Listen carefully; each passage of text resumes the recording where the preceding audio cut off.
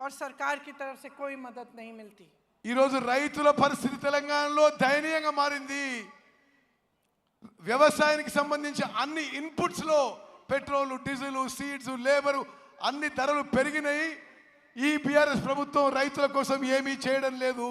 खेती से कमाना मुश्किल हो गया है और किसान परेशान और त्रस्त है।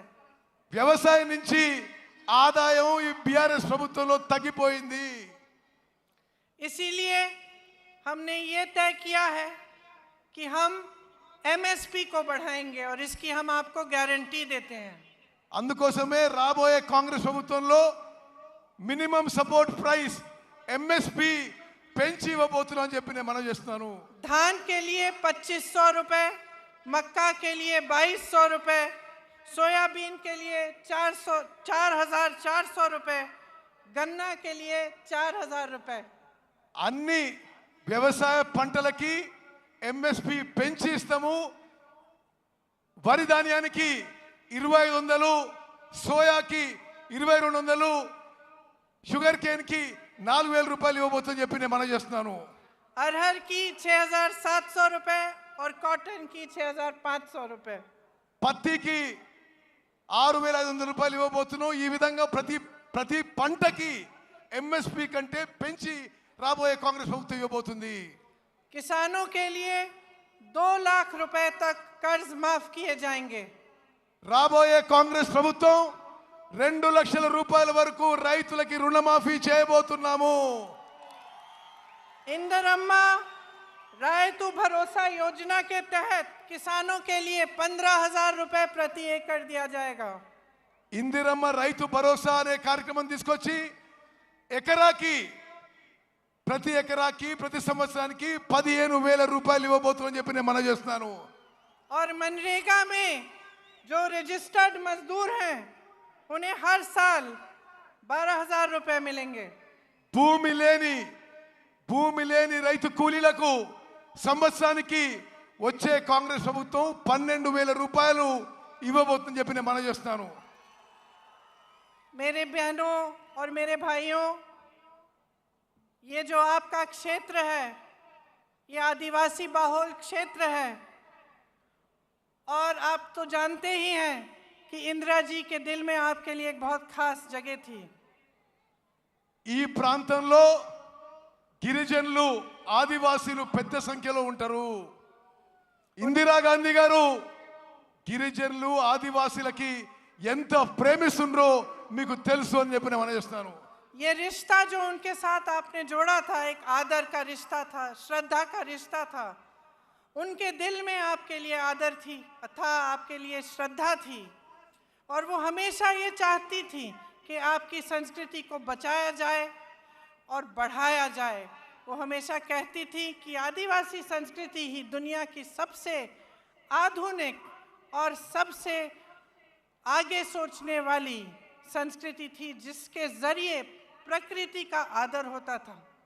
గిరిజనులు, ఆదివాసీలు మీరు ఇందిరాగాంధీ గారిని ఎంతో ప్రేమించి అభిమానించేవాళ్ళు.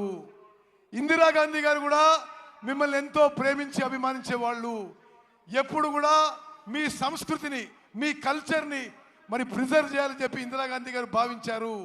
ఎప్పుడు కూడా ఇందిరాగాంధీ గారు మీరంటే ఆదివాసీలు, లంబాడీలు, గిరిజనులు అంటే ఎంతో గౌరవ మర్యాద ఉండేది. ఆదివాసీలు, గిరిజనులు వారి గురించి మీకు ఎంతో ముందు చూపు ఉందని చెప్పి ఇందిరాగాంధీ గారు భావించేవారు. लेकिन अफसोस की बात है कि आज आपके अधिकार छीने जा रहे हैं। ఈ రోజు ఆదివాసీల, గిరిజనుల హక్కులు ఈ బీఆర్ఎస్ ప్రభుత్వ పెద్దలు లాక్కుంటున్నారని చెప్పి నేను మనవి చేస్తున్నాను. जबरन आपको जमीन से बेदखल किया जा रहा है। మీ భూముల నుంచి మిమ్మల్ని ఎలగొడుతున్నారు. आपके लिए जो डेवलपमेंट फंड है उसका आप शायद जानते नहीं होंगे, लेकिन 40% से ज्यादा अलग अलग कामों में जाता है, लेकिन आपके लिए नहीं डाला जाता। మీకు రావాల్సిన డెవలప్మెంట్ ఫండ్ అభివృద్ధి నిధుల్లో 40% ఇతర విషయాలకి ఉపయోగిస్తుందని చెప్పి నేను మనవి చేస్తున్నాను. हमने तय किया है कि एससी के लिए 18% आरक्षण दिया जाएगा और एसटी के लिए 12%। మేము వచ్చిన తర్వాత ఎస్సీలకి 18% రిజర్వేషను, ఎస్టీలకి 12% రిజర్వేషన్ ఇవ్వబోతుందని చెప్పి నేను మనవి చేస్తున్నాను. अंबेडकर अभय हस्तम के तहत एससी एसटी परिवारों को 12 लाख की मदद मिलेगी। అంబేద్కర్ అభయ హస్తం అనే కార్యక్రమం మేరకు ఎస్సీ ఎస్టీ కుటుంబాలకి 12 లక్షల రూపాయలు ప్రతి కుటుంబానికి ఇవ్వబడుతుందని చెప్పి నేను మనవి చేస్తున్నాను. इंदिरम्मा पक्का हाउस स्कीम के तहत बेघर एससी एसटी परिवारों को घर बनाने के लिए जमीन और 6 लाख रुपए मिलेंगे। ఇందిరమ్మ ఇల్లు పథకం కింద ఎస్సీ ఎస్టీలకు ఇంటి స్థలం ఇస్తూ ప్రతి ఇంటి కింద 6 లక్షల రూపాయలు మీకు ఇవ్వబోతున్నారు. और आदिवासी ग्राम पंचायतों के लिए 25 लाख रुपए दिए जाएंगे। ప్రతి గిరిజన గ్రామ పంచాయతీ, ఆదివాసీ గ్రామ పంచాయతీలకి 25 లక్షల రూపాయలు ప్రత్యేకంగా ఇవ్వబోతున్నాము. जब कांग्रेस पार्टी वन अधिकार का एक्ट लाई थी तब 8 लाख से अधिक एकड़ जमीन पर पट्टे दिए गए थे। ఈ ఫారెస్ట్ రైట్స్ యాక్ట్ కాంగ్రెస్ ప్రభుత్వం తీసుకొచ్చినప్పుడు 8 లక్షల ఎకరాలు ఫారెస్ట్ రైట్స్ యాక్ట్ కింద తెలంగాణలో కాంగ్రెస్ ప్రభుత్వం మీకు 8 లక్షల ఎకరాలు ఇవ్వడం జరిగింది. आपको याद होगा कि पोडू लैंड्स के पट्टे आपको मिले थे। పోడు ల్యాండ్స్, పోడు భూముల పట్టాలు గత కాంగ్రెస్ ప్రభుత్వం మీకు ఇచ్చింది. लेकिन बीआरएस सरकार ने ये सब बंद कर दिया। బిఆర్ఎస్ ప్రభుత్వం ఈ కార్యక్రమాన్ని పూర్తిగా నిర్వీర్యం చేసింది, ఆపేసింది. मैंने महिलाओं की बात की। मेरी बहनों, आपके लिए महालक्ष्मी योजना के तहत 2500 रुपए हर महीने दिए जाएंगे। మహాలక్ష్మి పథకం కింద నా అక్కలు చెల్లెళ్ళు మీ అందరికీ నెలకి 2500 రూపాయలు ఇవ్వబోతున్నాము. गैस सिलेंडर 500 रुपए का मिलेगा और जो लड़कियां शिक्षा प्राप्त कर रही हैं और 18 साल की उम्र से ऊपर की हैं उन्हें एक इलेक्ट्रिक स्कूटर दिया जाएगा। గ్యాస్ సిలిండరు అందరికీ గ్యాస్ సిలిండరు 500 రూపాయలకే గ్యాస్ సిలిండర్ ఇవ్వబడుతుంది. అదేవిధంగా 18 ఏళ్ళు దాటిన నా చెల్లెలకి, చదువుకున్న వాళ్ళకి ఎలక్ట్రిక్ స్కూటీ ఇవ్వబోతున్నాము. देखिए, आपको चुनना है। एक तरफ बीआरएस की सरकार है। शुरू में उन्होंने तेलंगाना की बात की थी, लेकिन आज भाजपा के साथ पूरी तरह से मिल चुके हैं। आज सरकार वो नहीं चला रहे हैं, मोदी जी रिमोट कंट्रोल से चला रहे हैं। బిఆర్ఎస్ వాళ్ళు ముందు తెలంగాణ గురించి ఆలోచన చేసినారు, కానీ ఇప్పుడు పూర్తి స్థాయిలో బీజేపీతో మిలాఖాత్ అయిపోయినరు. బిఆర్ఎస్ బీజేపీ కలిసిపోయినాయి. ప్రభుత్వం రిమోట్ కంట్రోల్తో నరేంద్ర మోదీ నడిపిస్తున్నాడు. Land mafia, sand mafia, mine mafia, wine mafia सबके साथ मिले हुए हैं। जिस तरफ आप देखो आपको भ्रष्टाचार ही भ्रष्टाचार दिख रहा है। जहां लूट सकते थे वहां से लूट रहे हैं। Sand mafia, land mafia, wines mafia, mines mafia అన్నీ కలిసిపోయినాయి బీఆర్ఎస్ ప్రభుత్వంలో. ఎక్కడెక్కడి నుంచి లూటీ చేయాలో మిమ్మల్ని లూటీ చేస్తున్నారు బీఆర్ఎస్ పార్టీ వాళ్ళు. और सरकार का ध्यान महंगाई को मिटाने पर नहीं है, रोजगार बनाने को पर नहीं है, आपको मजबूत करने पर नहीं है। सरकार का ध्यान सिर्फ इन माफियाओं को बचाने में लगा हुआ है। ఈ ప్రభుత్వం యొక్క దృష్టి మీ పిల్లల ఉద్యోగాలు ఇవ్వడంలో కానీ మీ జీవితాలు మెరుగుపరచడంలో లేవు. ఈ మాఫియాలను రక్షించడానికే ఈ బీఆర్ఎస్ ప్రభుత్వం ఉందని చెప్పి నేను మనవి చేస్తున్నాను. रंगारेड्डी जिले में हजारों करोड़ों के जमीन पर घोटाला किया। भूदान की जमीन रिकॉर्ड से ही गायब कर दी। రంగారెడ్డి జిల్లాలో 1000 కోట్ల భూములు బీఆర్ఎస్ ప్రభుత్వంలో పెద్దలు లాక్కున్నారు. భూదాన్ మూమెంట్లోని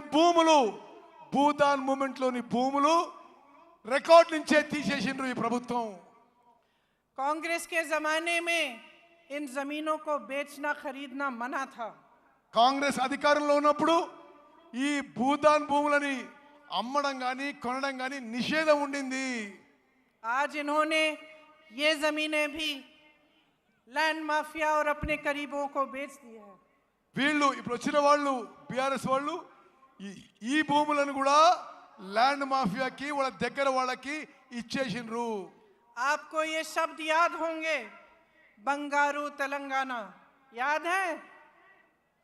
ये शब्द, ये वादा आपको बीआरएस ने किया था कि तेलंगाना को स्वर्णिम जगह बनाएंगे। బీఆర్ఎస్ వాళ్ళు బంగారు తెలంగాణ చేస్తామని మీకు హామీ ఇచ్చి అష్యూరెన్స్ ఇచ్చి మోసం చేసిన విషయం గుర్తు చేస్తున్నా. लेकिन इन्होंने अपने लिए बड़े बड़े आलीशान महल बना दिए और आपके जो सपनों का महल था वो चूर चूर कर दिया। వీళ్ళు 100 కోట్ల లూటీలు చేసుకున్నారు, పెద్ద పెద్ద బంగ్లాలు కట్టినరు. మీ స్వప్నం కానీ మీ కల కానీ ధ్వంసం చేసింది బీఆర్ఎస్ పార్టీ, బీఆర్ఎస్ ప్రభుత్వం. आपका सपना था कि सामाजिक न्याय होगा। మీ స్వప్నం మీ కల సామాజిక న్యాయం కావాలని ఉండే. सामाजिक न्याय कौन सा? इनके 18 मंत्रियों में से 3 तो सीएम के ही परिवार के हैं और इनके पास 13 मंत्रालय हैं। ఇప్పుడు సామాజిక న్యాయం బీఆర్ఎస్ లో జరుగుతలేదు. 17 మంది మంత్రుల్లో 3 వీరు కుటుంబ సభ్యులే మంత్రులు. 18 మంత్రిత్వ శాఖలు వీళ్ళ కుటుంబం దగ్గరనే ఉన్నాయి. और बीसी की संख्या 50% से ऊपर है, लेकिन मंत्रालय में सिर्फ 3 मंत्री हैं। బీసీలు జనాభాలో 50% కంటే ఎక్కువ ఉన్నారు, కానీ వీళ్ళ మంత్రిత్వ శాఖలో ముగ్గురు మంత్రులు ఉన్నారు. 34% आरक्षण से घटाकर 23% कर दिया है।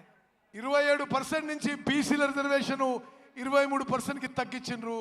राहुल जी यहाँ बैठे हैं, सब जगह जाते हैं तो जातिगत जनगणना की बात करते हैं। बिहार में ये जनगणना की गई, पता चला कि ओबीसी, आदिवासी, शेड्यूल कास्ट के 84% लोग हैं। और आप सोचिए और अपने आप से पूछिए कि 84% लोग हैं बिहार प्रदेश में, लेकिन उनका प्रतिनिधित्व नहीं है। బీహార్లో ఏ విధంగా అయితే బీసీలో